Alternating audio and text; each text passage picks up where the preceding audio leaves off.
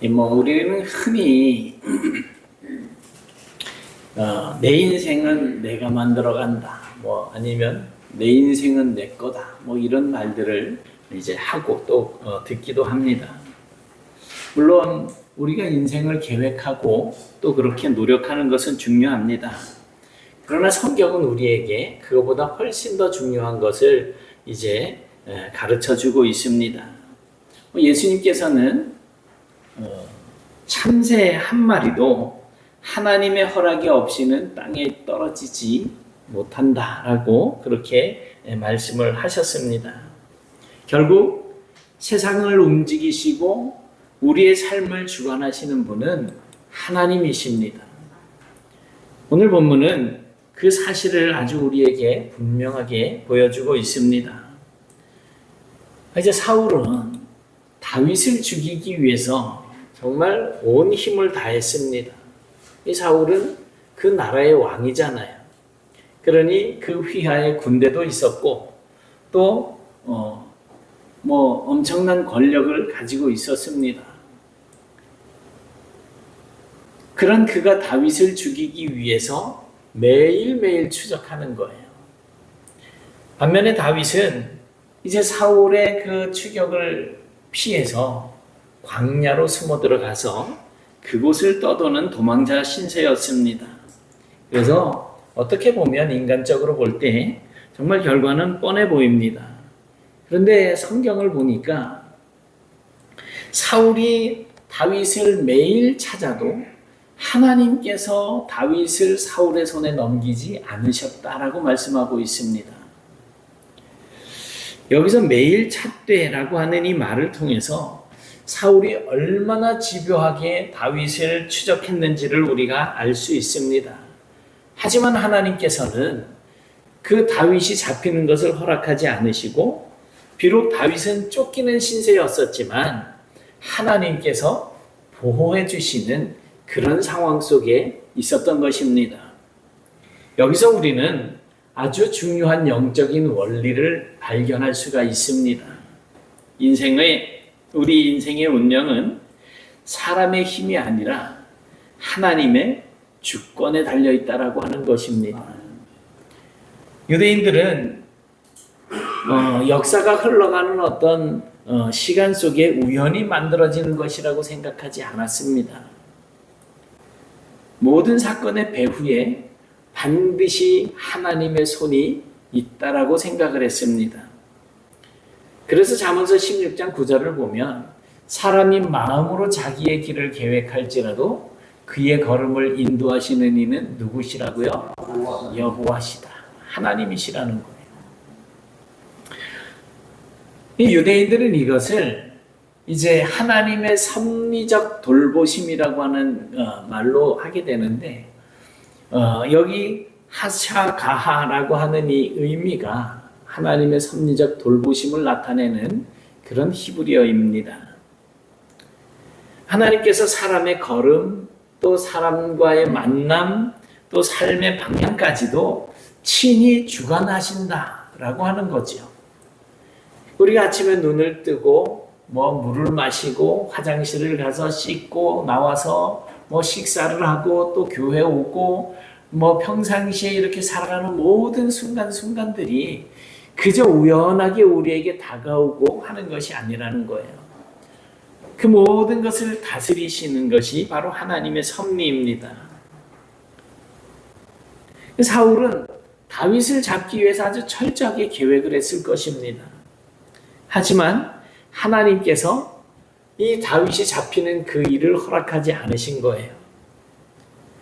다윗은 광야에 숨어 있었지만 사실은 어디에 있었다고요? 하나님의 손길 안에 있었다는 거예요. 보호하심 안에서 있었다는 거예요. 그래서 다윗은 이러한 시련들을 겪고 난 이후에 훗날에 시편을 이제 기록을 하면서 여호와는 나의 산성, 여호와는 나의 피난처, 나의 요새, 나의 반석, 내 힘의 반석, 이런 고백들을 수도 없이 이제 하고 있습니다. 하나님의 보호하심 아래 있는 사람들에게 충분히 나타날 수 있는 그런 고백들입니다. 그러니까 다윗의 이러한 고백들은 어떤 단순하게 시를 아름답게 쓰기 위한 시적인 표현들이 아니고 광야의 삶 속에서 자신이 실제로 경험한 그 하나님의 보호하심에 대한 실제적인 고백이었다는 거예요. 재미있는 것은 지금 다윗은 이 광야에 있으면서도 언제 사울에게 붙잡힐지 모르는 그런 상황이잖아요. 반면에 사울은 왕궁에서 신하들을 거느리고 처첩을 거느리면서 얼마든지 먹고 마시고 즐기고 있었던 그런 사람이었었는데 사울은 왕궁에 있었지만 항상 불안했습니다. 그런데 다윗은 광야에 있었지만 항상 하나님의 보호하심을 받고 살아갔더라는 거죠. 세상적으로 보면 왕궁이 훨씬 더 편해 보이지 않습니까?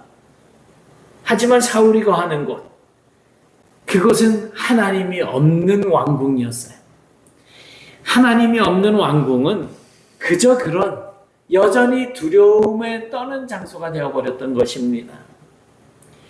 그러나 다윗이 도망친 광야는 비록 거칠고 정말 생명을 유지하기가 쉽지 않은 곳이었지만 하나님께서 그곳에 함께 하실 때 생명의 장소가 되었다라고 하는 것입니다.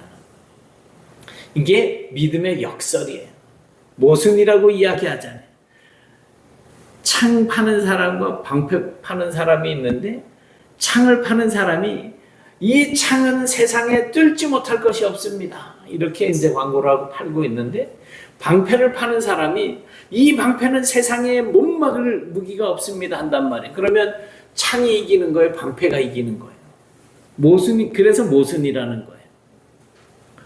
세상은요, 돈과 권력, 또 배경과 어떤 인맥이 인생을 결정한다라고 말을 합니다. 요즘 시끄럽게 떠들고 다니면서 저를 뽑아주세요 하는 사람들, 그 줄 서서 민주당, 국민의힘 이래가지고선 이제 운동하고 있는 거 아닌가요? 그런 어떤 인맥, 자기의 어떤 배경, 이런 것들이 자기의 인생을 결정한다라고 생각을 하고 살아간다는 거죠. 그러나 성경은 하나님께서 지켜주시면 광야에서도 살게 되고 하나님을 떠나게 되면 왕궁에서도 무너질 수 있다라고 우리에게 말씀해주고 있습니다. 어느 철학 교수가 제가 얼굴을 살짝 가려놨어요. 큰일 날 뻔했어요. 우리 박한규 장로님이 올라올 뻔했는데 이제 알고 보니까 다른 사람이더라고요. 그래가지고 아인슈타인을 제가 이제 사진을 찾았어요. 근데 너무 닮아 있는 거예요. 장로님 머리 길러가지고 이렇게 뽀글뽀글 해놓으면 코하고 얼굴하고 너무 닮아 있어. 그 IQ 200 넘는 데는 그 아인슈타인하고 우리 장로님하고. 이 철학 교수가 인생의 방향성에 대한 고찰이라고 하는 이 주제로 이제 강의를 하기 위해서 도서관에 가서 자료를 챙겨가지고 자신의 책상으로 가지고 왔습니다. 그런데 이 철학가, 이 교수의 비서가 이제 교수님의 이 책상 위에다가 콩고 선교의 필요성, 파리 선교사 협회라고 하는 이 책이 이제 소책자가 하나 놓여 있었어요. 이 교수가 그 짧은 책자를 읽은 뒤에 그 자리에서 바로 아프리카 선교사로 가겠다라고 그렇게 결심을 하게 됩니다. 그리고 그날 밤 일기에 이제 나의 강의는 끝났다. 내 인생의 방향성은 정해졌다. 이렇게 기록을 했습니다. 이 사람이 바로 아프리카의 성자라고 알려지고 있는 알버트 슈바이처예요. 슈바이처는 철학과 신학과 의학과 음악 모든 다방면에서 박사학위를 가지고 있었던 정말 천재적인 사람이었습니다. 그러니까 이 사람은 모든 분야에서 다 성공할 수 있는 그런 조건을 갖추고 있었던 사람이었던 거죠. 하지만 결국 그 모든 재능과 배움을 아프리카 선교를 위해서 사용하게 됐다는 것입니다. 뭡니까? 하나님께서 그의 삶을 인도해 주셨다라는 거예요. 우리 인생도 마찬가지입니다. 우리도 다윗처럼 광야와 같은 그런 인생의 길을 걸을 수 있겠지만 그렇다고 해서 하나님의 선 바깥으로 밀려나는 법은 없습니다. 그러니 세상과 사람을 두려워하지 않는, 오직 어떠한 경우에서라도 하나님을 신뢰하는 그런 성도가 되실 수 있기를 축복합니다. 15절을 보면 다윗이 이제 숲 광야에 그렇게 숨어 있었습니다. 언제 사울이 들이닥칠지 모르는 그런 두려움 속에서 육체적으로나 영적으로 많이 지쳐 있었던 그런 상황입니다. 그런데 바로 그때 예상하지 못했던 사람이 찾아옵니다. 바로 사울의 아들 요나단입니다. 요나단은 사울 왕의 아들이어서 이제 아버지 사울의 뒤를 이어서 장차 그 나라의 왕이 될 수 있는 자격을 갖추고 있는 사람이었습니다.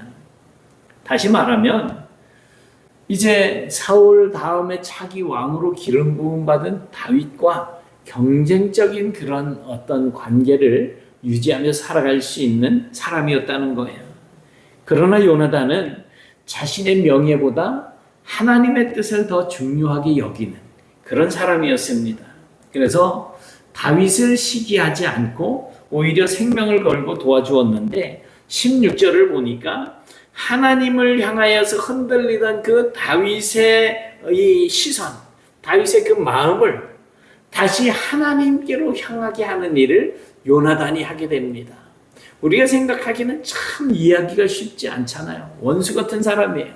내 자리를 위협하는 사람인데 하나님께서 요나단을 쓰시니까 다윗을 돕고 다윗의 그 사기가 완전히 바닥이 나 있을 그런 상황에 오히려 다윗이 눈을 들어서 하나님을 바라보게 하고 하나님을 더 힘있게 의지하게 하는 일을 이 사울의 아들 요나단이 했다라는 것이지요. 어떠세요? 좋은 신앙의 친구는 단순하게 힘들어할 때 옆에 와서 위로만 하는 그런 사람이 아니라 그 낙심한 마음을 붙들어서 이제는 하나님을 바라보게 하는 그런 사람이라고 하는 것입니다. 히브리어에서 친구라고 하는 이 말을 하베르라고 이제 하는 단어를 쓰고 있는데 이 말은 연결하다, 묶다 이런 의미를 가지고 있습니다.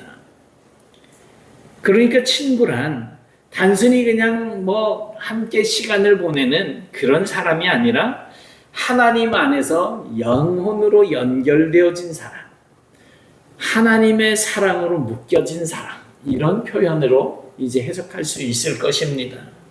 그래서 유대 랍비들은 사람은 가까이 하는 사람을 닮아간다 라고 표현을 합니다. 우리나라도 이제 쓰는 사자성어가 있잖아요. 유유, 상종, 끼리끼리. 네, 끼리끼리. 그래서 믿음의 사람 곁에 있으면 믿음이 자라가게 되고 원망과 불평 속에 사는 사람 곁에 있으면 그 안에 원망과 불평이 자리를 잡아서 그 원망과 불평하는 속에 그 영혼이 메말라가게 되는 겁니다. 오늘날 많은 사람이 외로움을 느끼는 이유가 뭘까요? 정말 뭐 재미있는 거 얼마나 많아요. 그리고 얼마나 사람들 많습니까? 옛날에 비하면 손 이렇게 하면은 내가 궁금한 거 다 찾아볼 수 있잖아요. 그럼에도 불구하고 외로움을 느끼는 사람들이 많아지고 있는데 그 주변에 사람들이 없어서가 아닙니다. 그 사람의 영혼을 채워줄 만한 사람이 없기 때문에 그런 거예요. 함께 웃고 노는 사람은 많은데 그 사람을 위해서 함께 기도해주는 사람이 드뭅니다. 세상 친구들은 형편이 어려워지면 떠납니다. 어제 이제 어떤 동영상을 이래 보고 있는데 뭐 한때 잘 나가던 사람이에요. 현찰로 500억을 가지고 있었던 사람인 거예요. 그런데 아산에 있는 어디 땅을 사가지고 새만금 쪽이겠죠? 어디 땅을 사가지고 하는데 뭐 거기에 투자하다가 500억 다 날리고 진짜 돈 10만 원이 없어가지고 쩔쩔매는 그런 상황이 땅은 사놨는데 그 땅에 이제 돌이 운모라 그랬더라고요. 근데 그걸로 또 연구를 시작하고 일본에 가서 뭐 이제 피폭 당하고 그런 지역 원자력 이제 터지고 그런 곳에 가가지고 그 돌가루 가지고 어떻게 이제 쓸 수 있을까 연구를 하고 그랬는데 이 운모라고 하는 이 돌이 가루를 쓰면은 뭘 이래 흡착해낸다는 거예요. 그래 이분도 피폭을 당해가지고 여기 귀가 까맣게 이제 썩어 들어가고 있는데 그 돌가루를 잘 배합해서 해가지고 귀가 멀쩡해졌더라고요.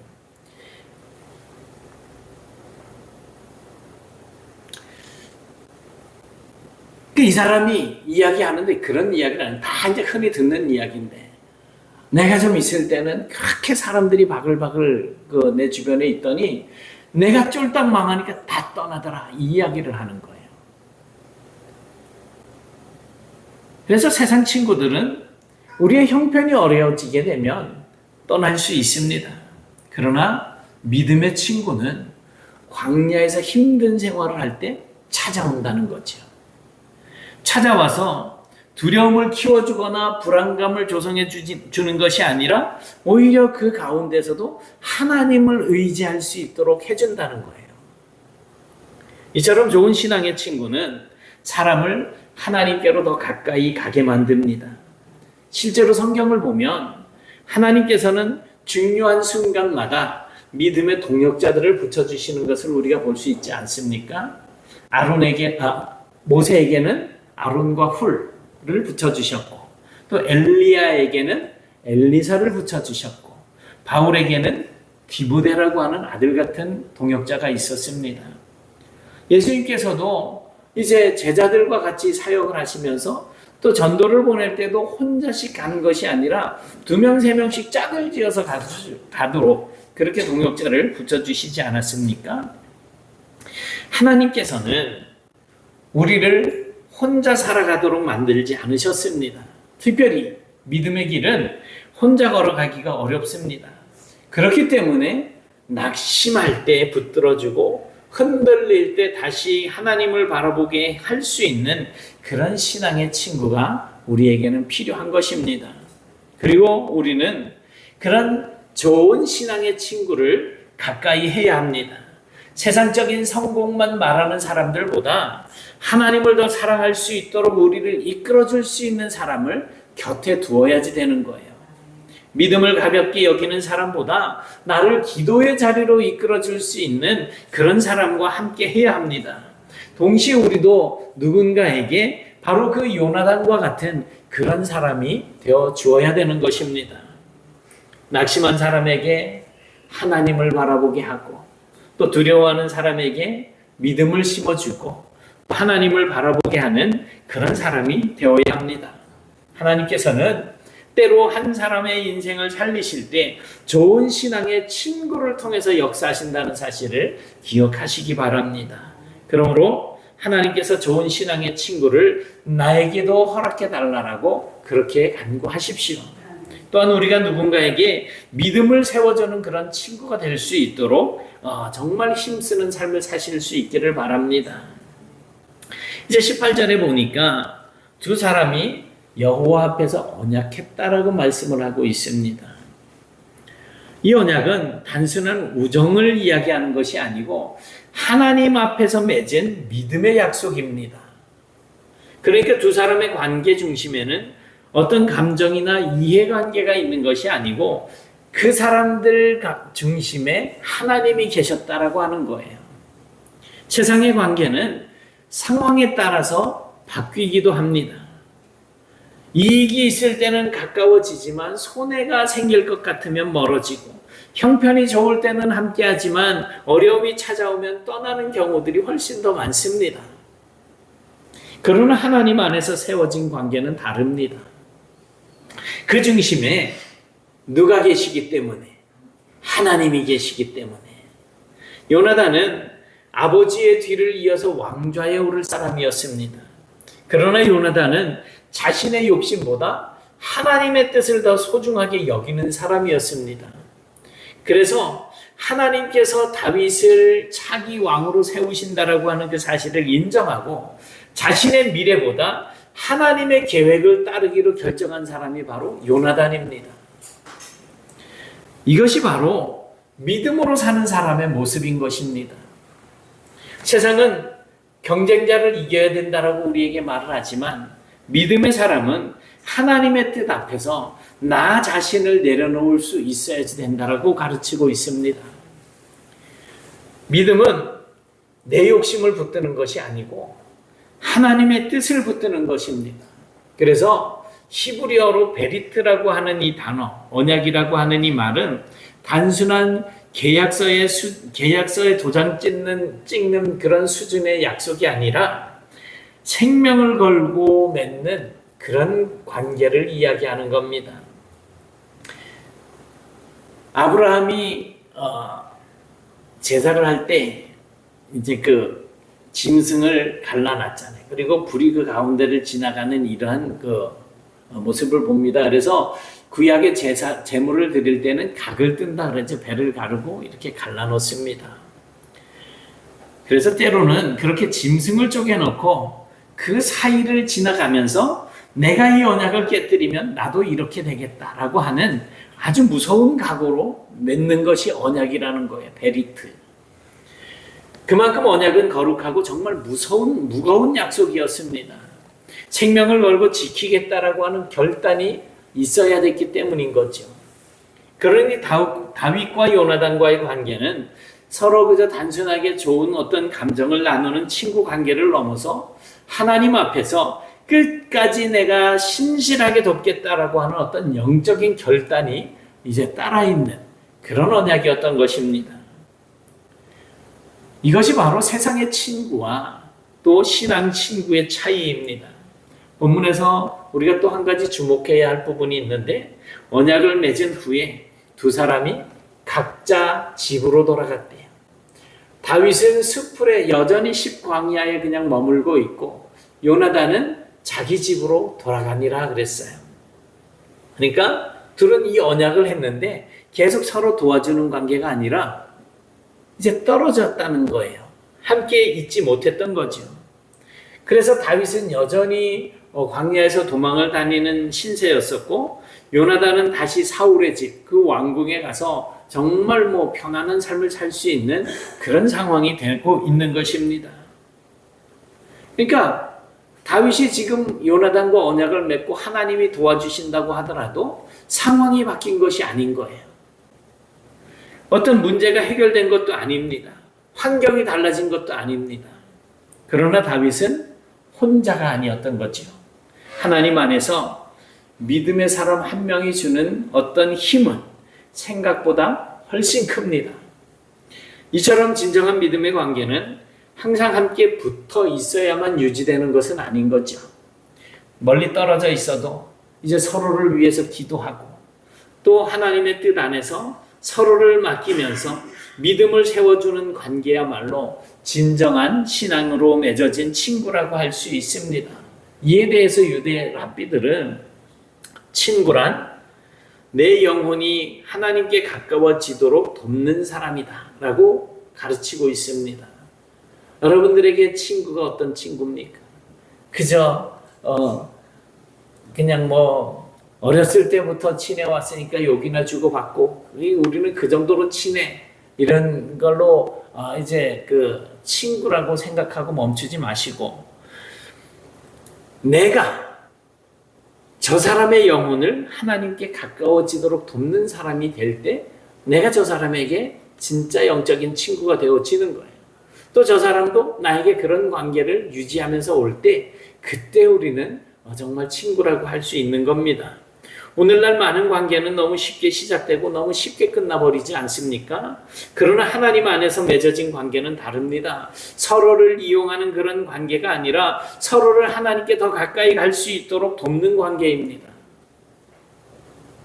그래서 믿음의 사람은 함께 있을 때만 즐거워하는 그런 사람이 아니라 어려움 속에서도 믿음으로 지켜주고 또 하나님을 바라보게 만드는 사람, 그 사람이 진정한 친구가 되는 것입니다.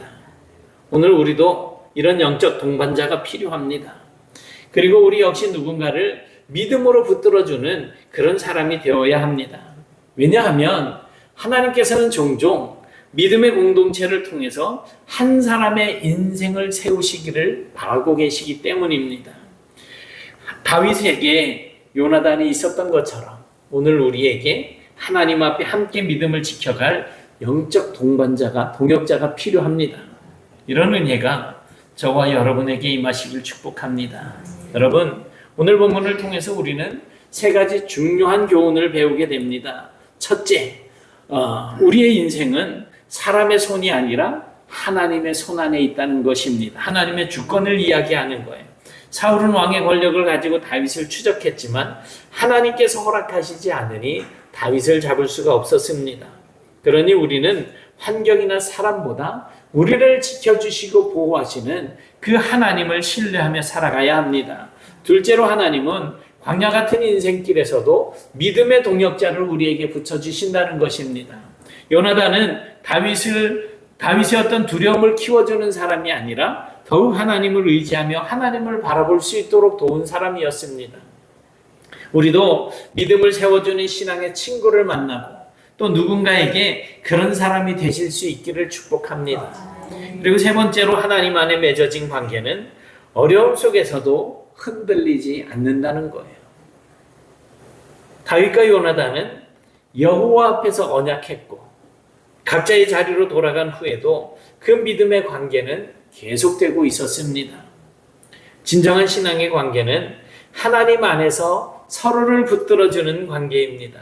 결국 다윗의 광야는 이제 절망하고 탄식하는 장소가 아니라 하나님의 보호와 하나님의 인도하심을 경험하는 자리였다는 것입니다.